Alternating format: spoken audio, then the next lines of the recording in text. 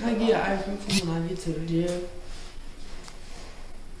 You said what? Can I get an ibuprofen when I get to the jail? Yeah, you have to ask the nurse because they'll have to administer it, but you could ask them for sure. I don't know what their answer's going to be, but. Because I got knots on my fucking back, bro. Straight up. This is Iana Colon, a 20-year-old woman who committed a crime so disturbing that her own parents turned her in. The interrogation you're about to see is one of the strangest in recent times. And you can decide at any time to exercise these rights and not answer any questions or make any statements. Okay? You understand each of those that I read to you? You're shaking your head, but is that a yes? You understand each of them? Yeah, I'm just like remaining silent. What she told the cops next would lead them to a horrifying discovery. On January 18, 2022, Iana Colon walked into the Portage Police Department escorted by her parents. As she sat in the booking area, officers were searching her, logging her belongings, taking down her information. To them, this was just another routine surrender, until one note changed everything. Hi. Hi, I'm Craig Begeman. So Officer Reinhout, you guys kind of briefly talked and discussed everything that's going on. So what he's going to do is go up and try and make contact at the apartment up there and just see what's going on, because we want to make sure that everybody is okay at the very least, you know. And then we'll just kind of go from there, okay? Okay. And then I'll stay here and wait with you until he gives me a call and lets me know what's going on. Yeah, you just want to make sure that the individual's fine, but yeah, I'm hearing it's not good. Okay, in what respect do you mean it's not good? She said she didn't feel him breathing. Did not. Okay. Like he was choking on it. I guess he was doing drugs or something. He choked on it. Choked on himself or something like that. But from her impression is that he's not alive. Okay, all right. That's why we came down. Officer Reinhout didn't express that to me, so okay. Let me catch him before he goes, and we'll make sure. And then just stay right here, please. As the officers processed Iana's arrival, her father passed them a small handwritten note. It contained an address and a haunting message. Someone inside that home was in danger, or worse, already gone. Within minutes, squad cars were racing toward the scene. Another detective was already on the phone, coordinating with patrol units. If the note was right, they were about to find something far worse than what they expected. Police rushed to the location. No one answered. Police department! You okay, bud? I have an empty bed, no mattress. Police department! But when they forced their way in, they made a gruesome discovery. Send medical in? Yeah. Send medical in, dispatch. Iana walks into this interrogation calm, controlled, and oddly casual. It's not panic. It's not fear. It's something else. And as you'll see, it only gets stranger from here. Hi, Anna. My name's Derek Hess. I'm a detective here at the police department. I work with Detective Tafey. Okay. You doing okay? Trying to. Okay. This water and that other bar is for you if you wanted something to drink. Okay. So I heard a little bit about something that had gone on, but I don't really know all the facts yet, so that's kind of why I wanted to talk to you. Are you from Kalamazoo? Did you go to high school here? Did you graduate high school? No. No. What level did you get to in school? Up to 12. Up to 12th grade? Mm-hmm. Just a little short of finishing up? Have you gone to any college at all? No. No. I got accepted into KVCC. Well, that's good. Well, hey, one of the things with my job is to kind of figure out the truth out of everything. That's what we do every day, is figure out what happened to stuff, you know, all across the city and in any different capacity as far as whatever it is. If something happened somewhere, and we're tasked with figuring out what really happened, and one of the ways that we do that is talking to people. So I want to talk to you about what you've been up to lately. Okay. Okay. I see you got handcuffs on, and I know we're in a jail, so that changes things a little bit for me. Only that I have to read you some things before we can talk. Is that okay? All right. So it says you have the right to remain silent. And it says anything you say can and will be used against you in a court of law. You have the right to talk to a lawyer and have him present with you while you're being questioned, and you can decide at any time to exercise these rights and not answer any questions or make any statements. Okay? Do you understand each of those that I read to you? You're shaking your head, but is that a yes? You understand each of them? Yeah, I'm just like remaining silent. Okay. But then she speaks anyway. Not just a little, but a lot. This is classic impulse control failure. She knows she should stay quiet, but she can't help herself. Why? Because she believes she can talk her way out of this. In her mind, she's still in control. So, having these rights in mind, do you wish to talk to me now? I mean, I want to hear what was said. Okay. Or, Well, the only thing that's been said is what your parents said. And I know that a lot of what they said came from you, but I mean, obviously you're the best source of information. okay. So that's why I wanted to talk to you after either me or my partners talk to your parents. Does that make sense? Mm. I kind of want to hear it right from the horse's mouth, as they say. Like, get it right from the source. Alright. Is that fair? Okay. So having all these rights that I read to you in mind, are you willing to answer questions?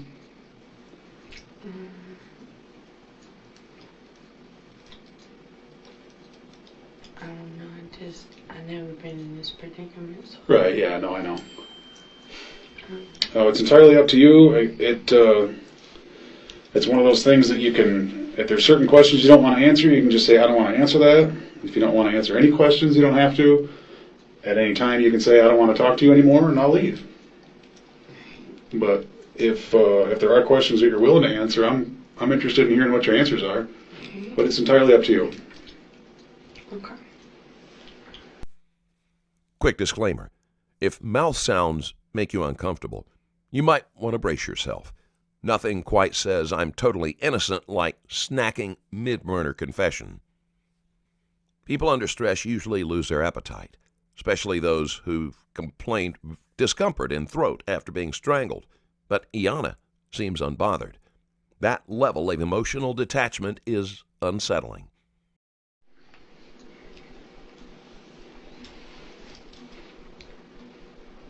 Want some water? No? I can't imagine trying to eat 2 of those Special K bars and not drinking any water. That'd be some sort of challenge on TikTok or something, right?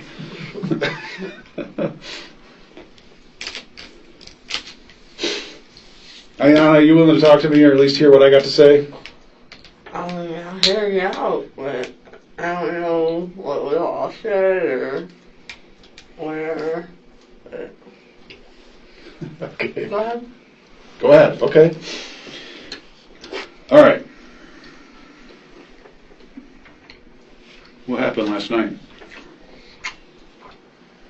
Basically, he just got really violent. I think he was on some type of drug.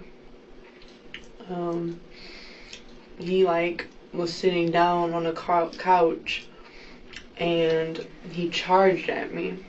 After I threw some water in his face. Why? Because he called me out my name and kept on turning on stuff and just he knew stuff that was getting under my skin, basically. So anyway, I throw a little bit of water in his face and he stands up and that's when he just loses everything. He just charges at me. He starts pulling my hair. My head is all the way down here. And I start like trying to fight him back, and it was like the couch is like right here, and the door is right here, and there's a bed like right next to it. So it started initially from the couch. Like he charged at me, I landed on the bed, hit my head, and then he started to choke me out, and that's when I started fighting him back, like trying to like push him. So I pushed him successfully like to the door, and he was like reaching for the chain, like trying to say I was hurting him. And I was like, what do you mean I'm hurting you? Like what do you mean? So just basically, just after that, like he just went ham, and I blacked out, and I couldn't breathe.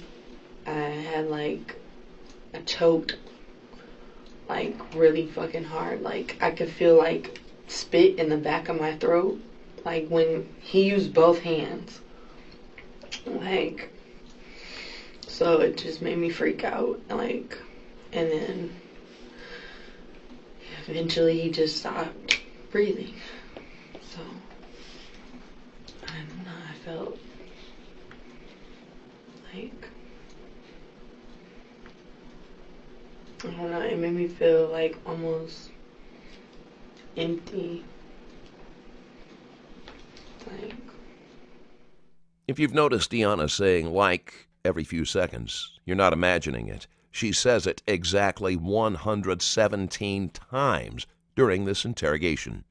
If you're wondering why this matters, it's because excessive filler words can sometimes indicate deception or discomfort. Filler words can be a way to stall for time, giving the brain a moment to craft the next sentence. Overuse of like makes statements sound casual and unstructured, even when they're rehearsed. It also helps soften the impact of what she's saying, making even the worst details sound less severe. that's all I can really say. And it just made me sadder and sadder just looking at him. And then I ended up just moving and, putting his favorite robe on him. Because I felt bad, but when I'm put in a situation like that.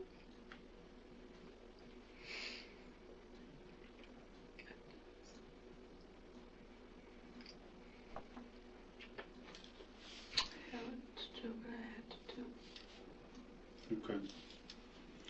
Who's he? I met him, I want to say, McDonald's. I was working as a cashier there for a couple months ago. And he came through the drive-thru and he ordered a Big Mac or something. And I gave him my number on Rebecca receipt. And we'd basically been hanging out and stuff. He always would admit these feelings to me and stuff, and I'll be just trying to be friends, and stuff like that. And he just really just over time you would see how he would just change. I don't know how to describe it, but it's he went from sweet to sociopath. He just wanted me around him, and I was just staying there so that I could just have a place to stay for my job and kick it, hang out with him. He's a lonely guy, so I was just hanging out with him, and and he just got crazier and crazier.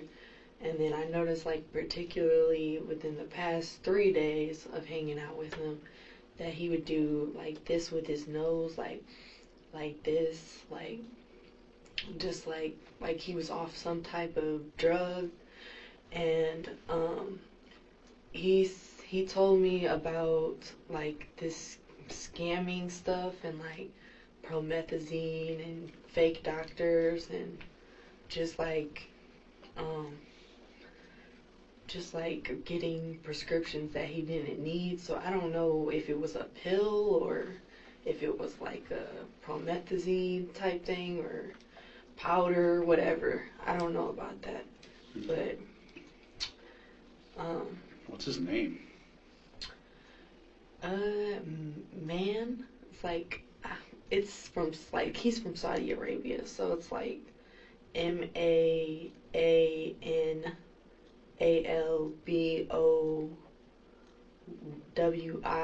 or Blowi.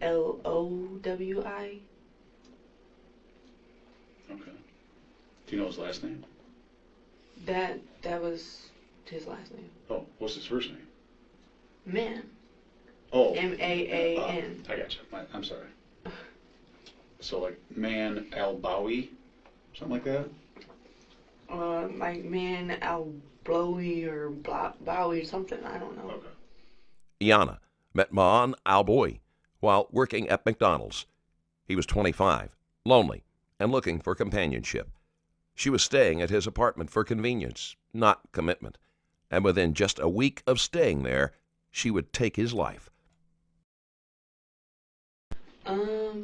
He was like telling me like how he was doing like some kind of like he was trying to like provide for his family and stuff like that, but he was like scamming like and using fake IDs and stuff, and he always wanted me to like join in on it, but I would just be like no, like, and I feel like gradually over time he would get mad at me because like sometimes like I feel like he thought I was using him or like something like that. So like even when I like asked him to go get some like Dollar Tree cleaning supplies and stuff, like he would like get an attitude and I'd just be cleaning the house or cooking for him and stuff, and I don't know, it was just like I don't understand why that was a problem. Okay. But So were you guys like dating? no. The furthest thing that I allowed from him was like just a kiss on the cheek. We were not like dating or together, so.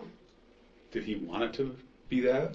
Did he want to have a romantic relationship with you? I feel like in his head he thought he could have a relationship with me or like potentially be with me, but like every time he like tried to lay under me and like get on the bed with me and stuff, like I don't know, like he'll like start touching my thigh and stuff, and I'll just be like, yo, you need to back up, like and he just is a really touchy feely person.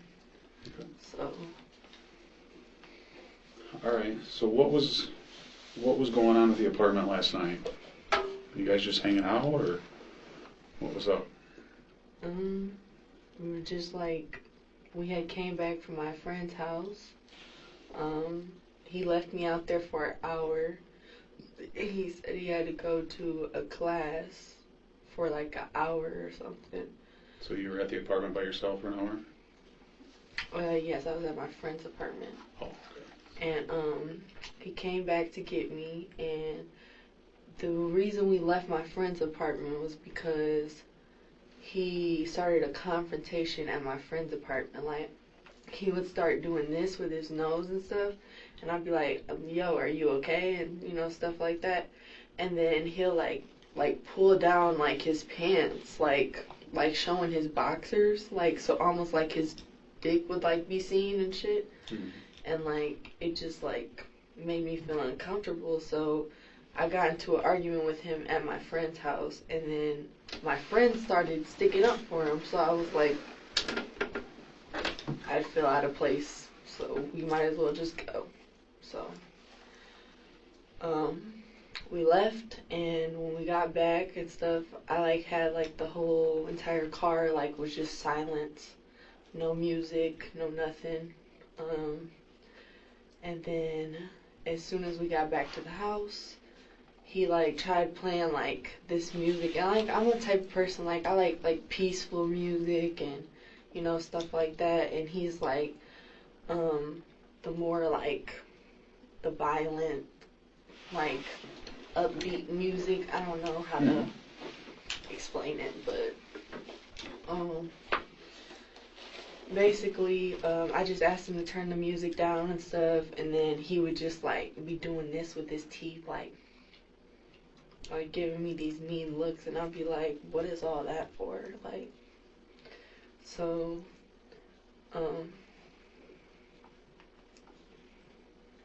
that's basically how things transpired and led up to that, and then just name calling and all the stuff that came after it. So, As Iana sat in the interrogation room, unbothered and unaware, investigators made a horrifying discovery. Ma'an Alboi's body. The medical examiner ruled it mechanical asphyxiation. His injuries, deep bruising to the neck, head, and upper body, lined up disturbingly well with the story Iana would soon tell. But the real question remained, was she telling the full truth? What kind of names did he call? Or were people being called? he called me like a bitch, and I think really what it was that yesterday, his brother, like, I would say 2 days ago, his brother and him took me for a ride. They took me to Myers, and this is when we went and got the cleaning supplies. But when we went to the gas station, he ran inside without his brother. His brother's like driving the car, so his brother is like talking to me and a bit like being like, did he get any pussy from you and stuff like that? And I'm like, no.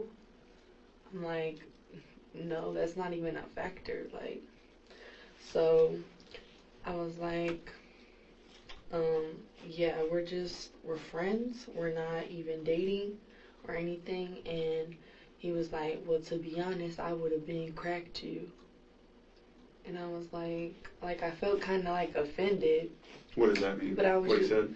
like, cracked you, like I would have been like put my dick in you, like type thing. I don't.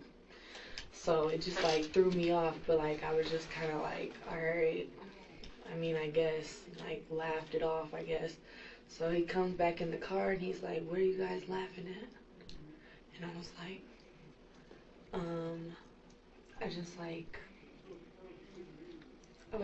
I didn't want to say it in front of him, like, and just start something between them because they're brothers or whatever. Mm-hmm. But, so I waited till we got back to the house, and when he asked me that, I was just like, it was nothing really, just like making some jokes or some shit.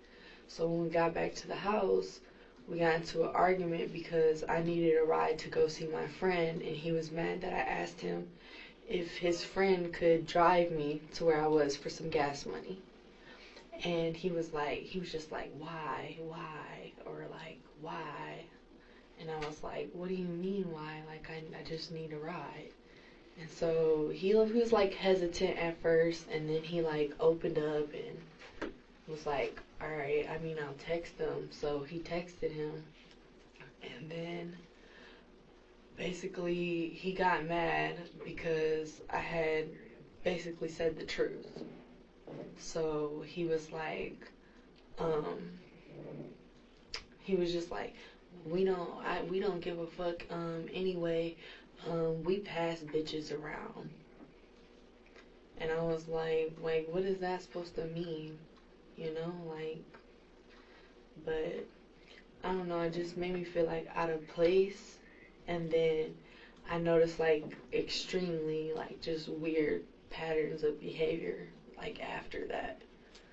But yeah, and like that, I think really what set it off was either he was taking some drugs, and then just that situation on top of the drugs like just made him like act out of anger. And I don't think he was really paying mind to what he would say. Like, he just seemed like off in the head. Like, he was just like like laid back on the inside, but like just mean as hell on the outside. I don't know how to explain it. You ever seen him like this before? No, it was just like the past 3 days. Throughout this interrogation, Iana is crafting a very careful narrative. She's the calm, peace-loving person. He's the unstable, violent aggressor. This is textbook image management. If she frames herself as the victim, then suddenly her actions become justified, excusable. But the detectives aren't buying it, and neither should we. Throughout the interrogation, Iana frames herself as the real victim. She paints Ma'an as a drug user, an unstable person, and a threat. She downplays her own involvement, making it sound like self-defense. She subtly distances herself from the crime, speaking vaguely and avoiding details. This is a classic attempt at image control, turning herself into the one who had no choice. But the more she talks, the more cracks start to show. Did you see him do any drugs? I didn't see him do any drugs. I saw him like smoke weed. Like he smokes like a ton of weed. Like just back to back to back. And I would tell him like, yo, I'm on probation. I can't, you know what I'm saying, be around that and stuff. And like he'll even get like so disrespectful. Like he'll just blow it in my face, like, and just be disrespectful. So I would go try to open up the window, and he'll get mad at me for opening up the window. Like, and I'll be like, well, what do you expect? I'm not gonna like just sit in your face and then you're like smoking back to back. And I've only ever seen him use weed or cigarettes. Any other drugs besides that, no. And then promethazine, he was telling me a little bit about how he was like getting fake prescriptions from like doctors for promethazine, and he said like he lost his doctor and he was like pissed about it. I don't know what that was supposed to mean. What did he do with their promethazine? I think like he would like sold it like to some of his like family members, or like he just drank it. He was like, I love lean, which is what they call promethazine. So. Okay. Did you see him take promethazine, just like drink it? I've never seen him take it, but he had like in the apartment there's like bottles, like I don't know if you guys like saw it when you went in there, but there's like bottles in like one of his suitcases. It's like maybe like 8, 9, or 10 bottles. Iana Colon wasn't new to trouble. When she killed Ma'an Alboy, she was already on probation. In fact, this wasn't even her first act of violence. A repeat offender with a history of aggression, Iana had already pleaded guilty to multiple charges before this incident. In 2021, she was convicted twice. On March 24, 2021, she attacked a man inside his home, repeatedly striking him in the head with a metal pipe. She later pleaded guilty to assault with a dangerous weapon and was sentenced to 44 days in jail. And in August 2021, she was arrested again, this time for resisting and obstructing a police officer. Though she was initially charged with domestic violence and another count of assaulting an officer, those charges were dropped in a plea deal. She served 5 days in jail. This wasn't an isolated act of violence. Colon had a pattern, one that was escalating, and with Ma'an Alboy, it would reach its deadly peak. So, things are not going well at the apartment. What time do you think this all kind of kicked off, where he started getting mean last night? I would say maybe like around 11:30 or 12. Okay. And how did it start? Just with the name calling and stuff that you talked about? Just like when I asked him to turn down the music, and you know, I just wanted some peace and quiet, because like sometimes I just get anxious, like when like too much is going on and then the violent music is playing. It's just like I get like real fidgety, so I asked him to just turn it down or turn it off for a minute, and he was like, bitch, I'll do what I want in my house. Like, and I was just like, damn.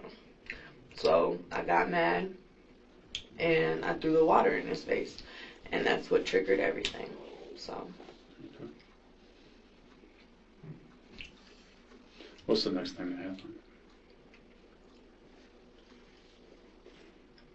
What do you mean? Like, what happened? Did he... I mean, you threw water in his face, and then what happened after that? I just said what happened after that. He pulled me by my hair and charged at me. Yeah, but I'm just looking for a little bit more detail. He charged at me while he was sitting on the red couch. He was smoking a cigarette. He put out his cigarette after I threw the water on his face. And then he charged at me and tackled me onto the bed. And that's when he started pulling my hair. And then I like started fighting him back, and I like pushed him to the door, and he started grabbing the chain and like taking the chain off the door and shit. And then like he started doing this like around my neck. Okay. And then he like eventually like pushed me on the bed, and like he was like choking me. Like I hit my head on the wall, like, and he was just like, I could not breathe. Like I felt myself like swallowing spit in the back of my throat. Okay. And it just like, it was like life or death at that point. So I was just like. Here's what's missing: emotion. She's describing a murder, yet her tone stays flat, controlled, almost rehearsed. Now, not everyone expresses guilt in the same way, but this isn't shock or denial. This is a total absence of remorse. If this is how she reacts after getting caught, imagine what she'd be like if she never had been turned in. That's the real nightmare. Iana describes killing someone with the same tone you'd use to explain being late for work. She doesn't struggle to talk about it. There are no visible signs of distress, no struggle to find words. Instead, she sounds matter of fact, even relaxed at times. Did you lose consciousness? I was like, at one point in time, I was saying maybe for like 30 seconds, I just felt like my throat was like closing, and like I just couldn't breathe, so I was like freaking out. I started like pulling his hair, and then I like started choking him, and while he was choking me, I was just like, this is like beyond me. So you don't think you lost consciousness? I mean, that I lost consciousness or he lost consciousness? You. While he was choking you, do you think you lost consciousness? Yeah. Because my throat was closing, and I was just like, I could barely, like I started seeing colors and spit closing in the back of my throat. So I mean some kind of unconsciousness was there. Like it was just a life-threatening situation. Okay. So how did that make you feel when all that was going on? It made me feel really angry. I don't know like why he was that violent. Like towards me. It just made me feel like maybe like he just was acting sweet in the beginning, like just to like try to get me over his house. And then like I noticed like within the past 3 days like how he was just like sexually touching me and trying to lay with me and stuff, which is like normal because like guys do that, you know. But I just feel like uncomfortable, and like if I tell you to like keep backing off, like, cause I've been through a lot of stuff, you know. Like I don't like being in a type of situation where I feel like I'm uncomfortable.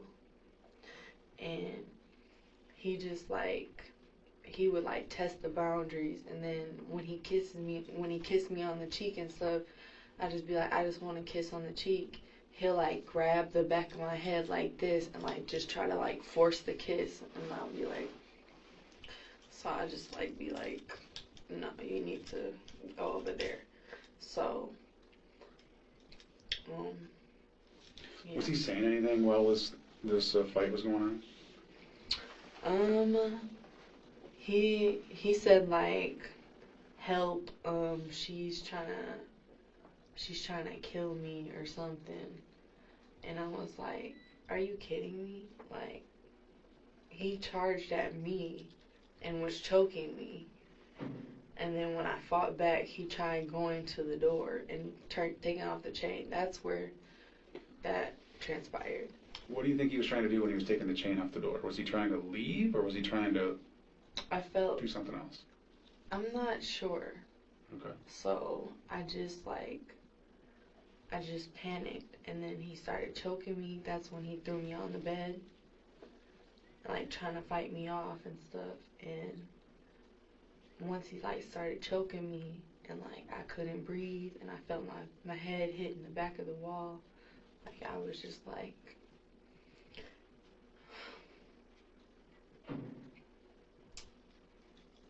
Okay. You said earlier that he went ham. And I think I know what that means, but I don't want to guess and put words in your mouth. So what does it mean when someone goes ham? meaning like, what context was You did I said he use got that? angry at you and charged you, and then he went ham. Ham as in like you could feel all the aggression, like with every move that he make. Like when he charged at me, I felt all the aggression and nerves in my body just be like, this is threatening.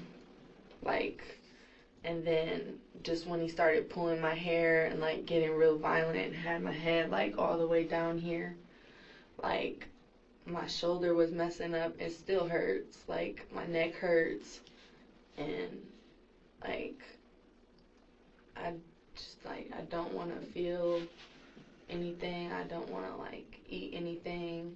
I don't even want to like get any good sleep. And it's like,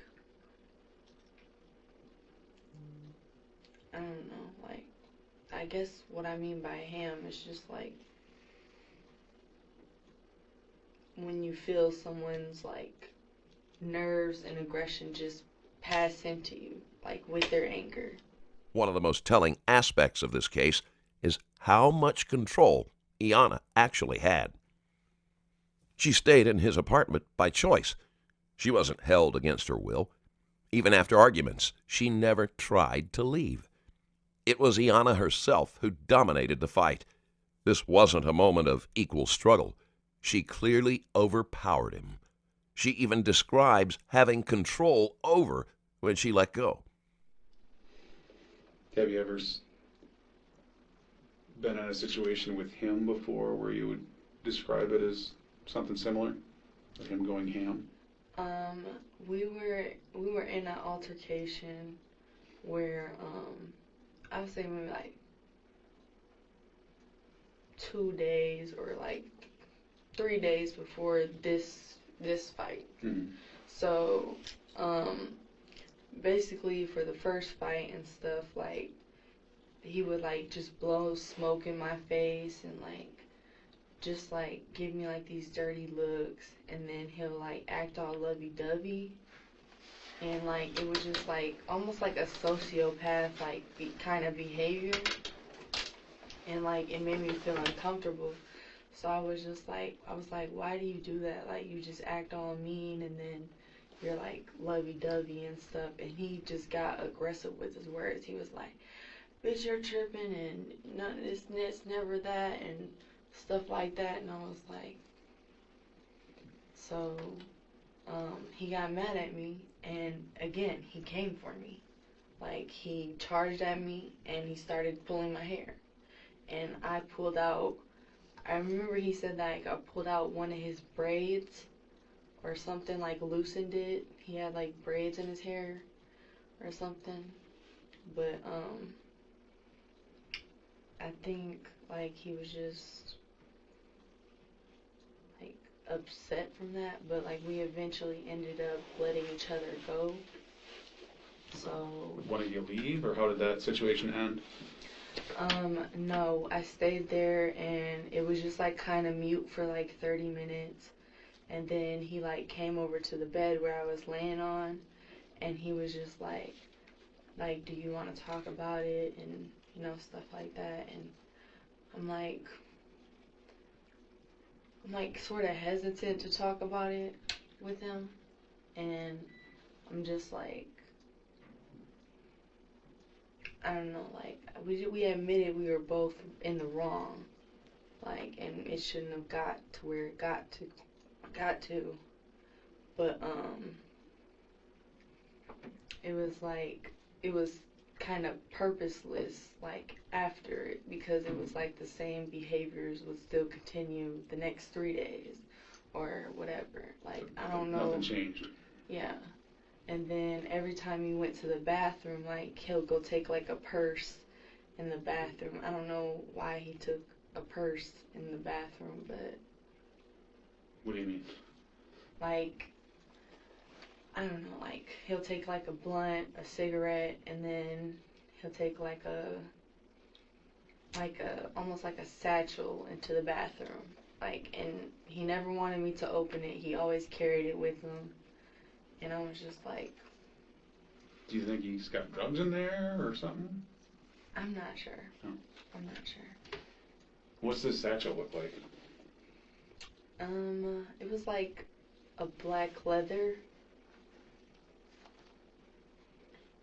Okay. And, yeah. I just, like, took it in the bathroom, so... Iana is doing what manipulators do best, distancing herself from responsibility. If she doesn't say, I killed him, then maybe, just maybe, she won't be considered guilty for it. Kind of back to the fight here last night. You guys are fighting, he's doing something with the chain on the door, and then all this other stuff happens where you're seeing colors and that sort of stuff, and then kind of what happens after that? Just like,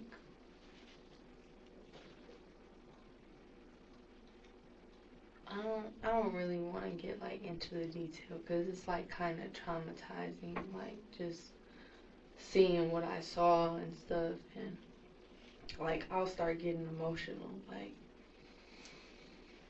so I really don't want to like talk about like what I saw, but I felt wrong afterwards, but I knew that it was a threatening situation.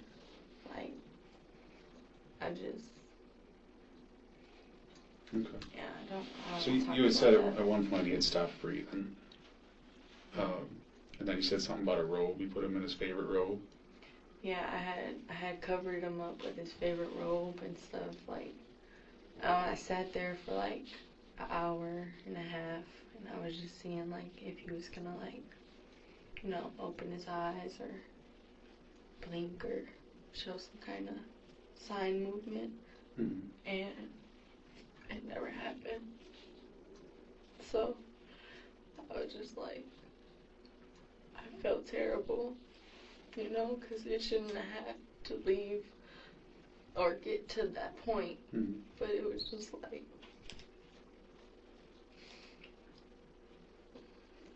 What happened after that?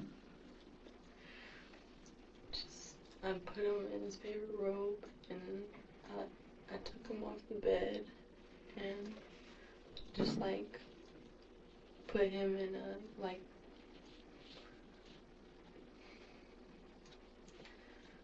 put him in a better place, like a fuzzier place.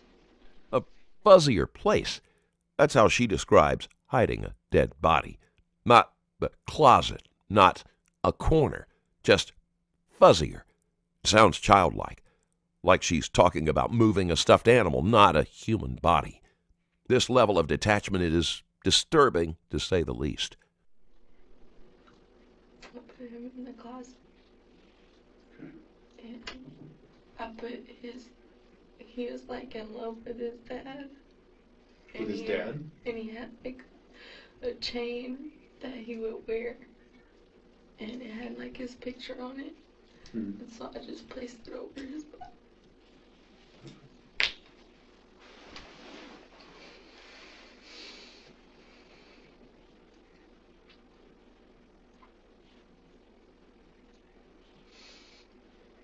What happened after that?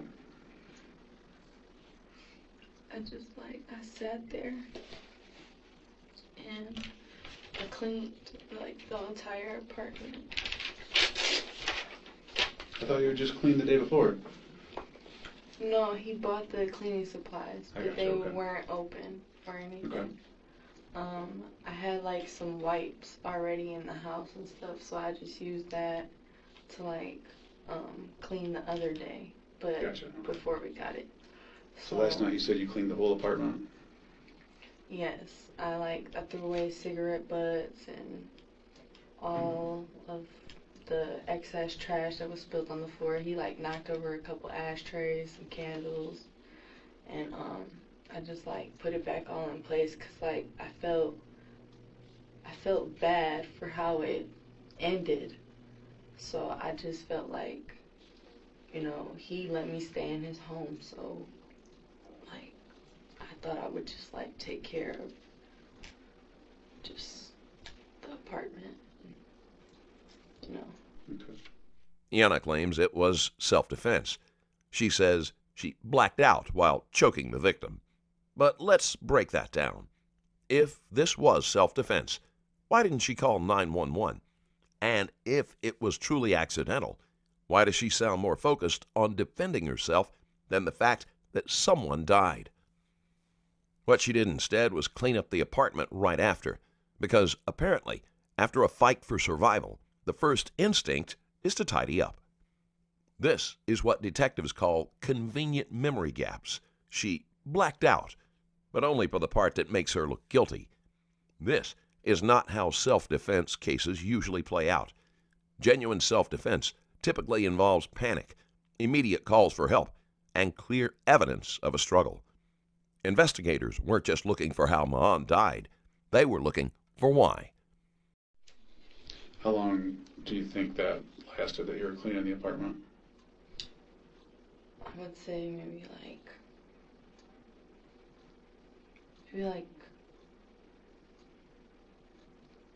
30 or 40 minutes.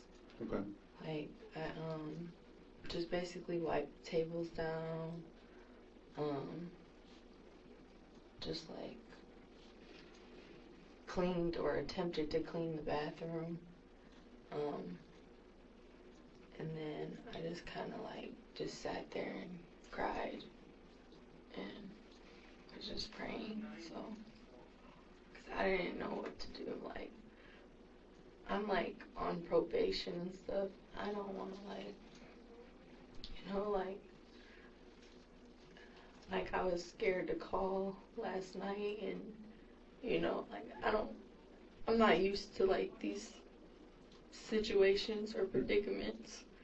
So when it like just all transpired, and like it really hit me. It's just like, Did you reach out to anybody last night? I reached out to a couple people, and I was like, I need you to pray over me and just pray for closure. And I texted my mom and my dad good night. And it's just like I didn't want to like tell them like, hey, this happened tonight, and you know what I'm saying? Yeah. So I just got really emotional, and I just sat there and cried. And Did you tell anybody last night what happened? no. After the murder, Iana texted friends and family, asking them to pray for her. This frames her as someone going through a tragedy, not someone who caused it. It redirects sympathy onto her, making her seem like a victim of circumstance. She's not apologizing, not panicking, just trying to control the narrative. It's purely damage control. And I didn't have anywhere to go. And I tried falling asleep. So that's when I moved him from off the bed, because I can't sleep on the couch.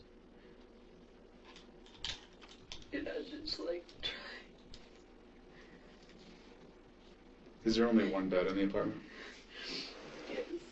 I haven't been there, so I'm not asking you a trick question or anything. I haven't been there. So when you wanted to sleep off the bed, that's when you moved him? Okay.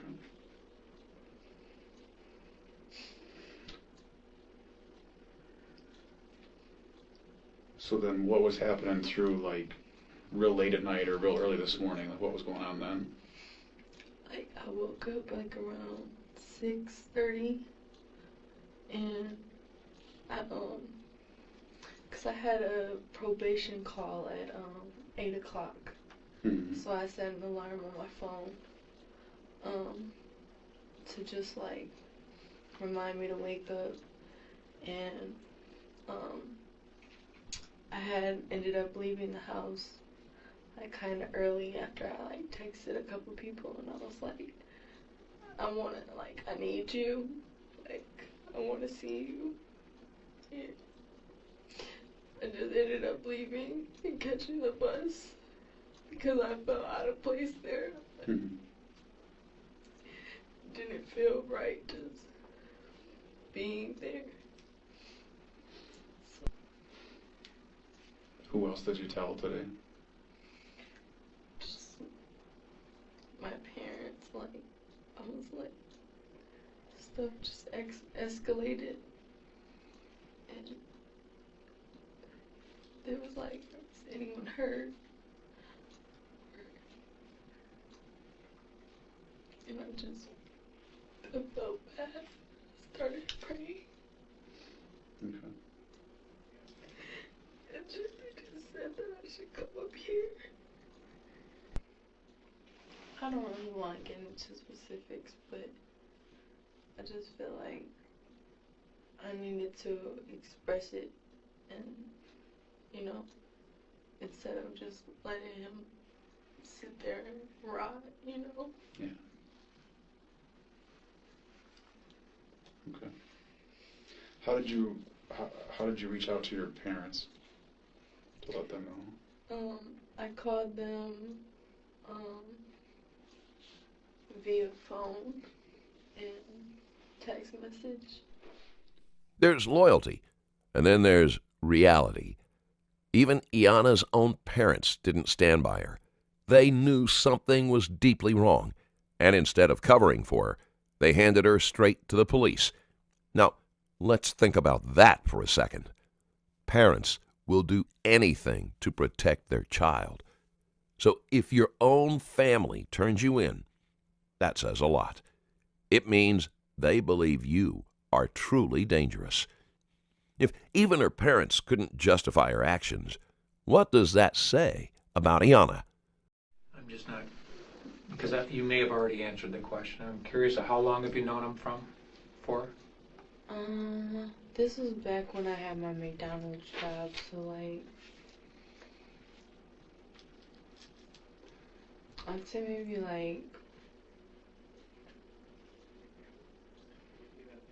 like a month or two. You've known him for a month or two? A month or two. Okay. And up until last night, how many nights in a row had you stayed with him at the apartment? I'd say maybe like about a week. Okay, you've been staying there about a week. Had you stayed overnight there before? I like came over and like kicked it with him, and he would like drive me like places that I needed to go to stay and stuff. Okay. But he like, I was basically like just telling him like I had like when I had nowhere to go, like he would come pick me up and I'd go over his house and we'd just kick it. Okay. And then it was just like the touchy-feely stuff and just kicking him off the bed. And the touchy-feely stuff kind of came on as It the just time got you knew more him? aggressive, like gradually. It was Okay. just like it'll start with like a thigh touch Yep.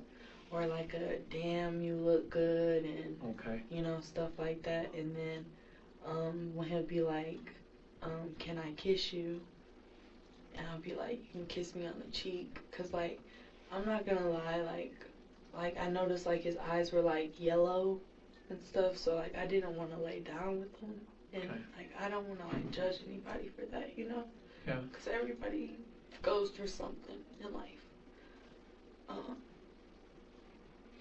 But I just noticed like he would like grab the back of, when I said that he would grab the back of my head and like kind of try to force the kiss, like, you know, come here. And like I don't like stuff like that. Sure. Because I've been through traumatic Okay.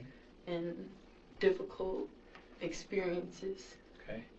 like sexual trauma. And How many times was he violent with you during the time you've known him? I'd say maybe about like 3 times. I just noticed like when he'll start grinding his teeth and like just giving me these like weird looks, like he just hated me. Okay. And like he'll like blow his smoke in my face, like if I'm sitting like on the bed and stuff, like he'll come over in my space, like, or walk over me and be like all in my face, and I'll be like, That's creepy, and I get where you're coming from. It's That eerie. It's eerie and kind of creepy. How many times did he ever put his hands on you when you didn't want his hands on you?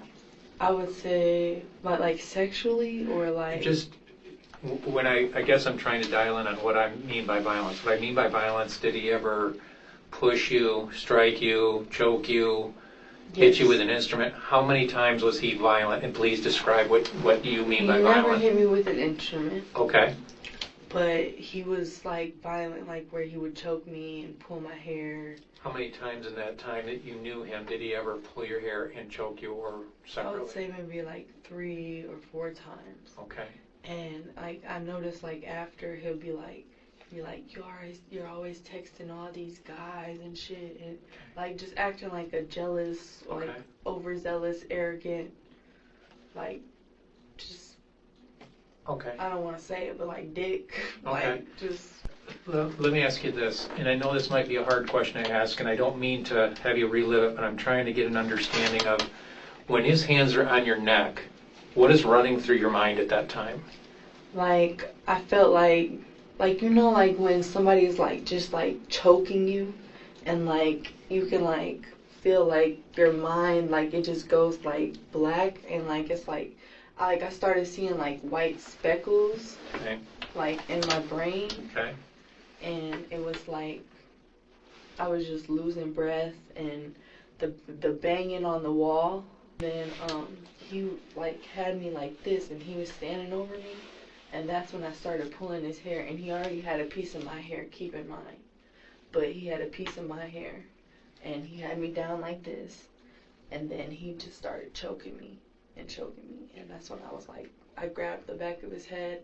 I'm just like trying to like get him off of me. He's like, let go of me, and I'm like, you're not letting go of me and stuff, and he just like started just going ham, Okay. in quotation marks. When he's Iana's version of the story changes constantly, sometimes in the same breath. She says Man was dangerous, but she stayed with him. If she truly feared for her life, why stay in his apartment for days? Her excuse is convenience, but that doesn't align with someone who claims they were terrified. She says Man was aggressive, but she controlled the fight. She claims she had no choice, but she also says she was able to hold him down, strangle him, and decide when to stop. That's not fear, it's control. When discussing the crime, she's the one suffering. Iana talks about how hard this is for her, not about the fact that she killed someone. She even tries to gain sympathy from the detectives at times. I just like just certain things, like I feel like I should discuss with my attorney first, Okay. I told you that right from the Things beginning. like that. Yeah. But like, the questions weren't like too uncomfortable for me. Okay. It was just like more so like just like remembering what happened, how he was laying. Yeah, you'll notice if you said you didn't want to talk about something, I didn't ask you that question again. Right? Okay. So I'm trying to be respectful of your wishes. If there's certain things you don't want to talk about, we won't talk about it. It's fine. Alright, cool. I can understand the position you're in, and I'm not trying to like trick you or anything. It's just we have to get a search warrant for the apartment, that sort of stuff. There's a lot that we have to do yet tonight and through the day tomorrow. Alright. There isn't any way that we can release you while we do that. Alright. Okay. That's not to say that I mean, I kind of anything's set in expected stone, right? But, like, So I wouldn't it's- expect y'all to, like... It's not like we would take you from here right to prison because you're already convicted and all that sort of stuff. Or that's way down the road of anything like that. But we don't have a choice as far as what to do with you tonight. You have to go to the jail tonight. That's just all. There's no other option. I don't know if our case will be submitted to the prosecutor tomorrow. Okay, so you probably have to spend 2 nights there. That doesn't mean you would be in jail for that entire period of time. I can't say to what's going to happen with that because we're not in charge of that. That's up to the prosecuting attorney's office. Alright, so... Okay.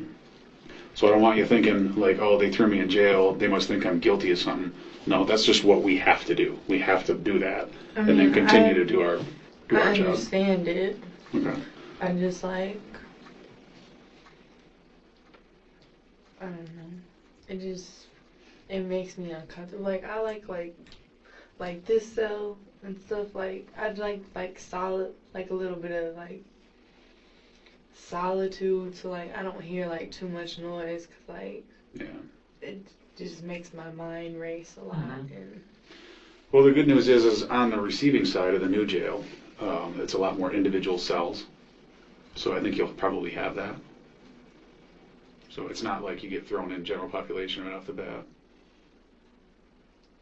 well, I mean, I wouldn't have a problem with general population. Just like maybe like.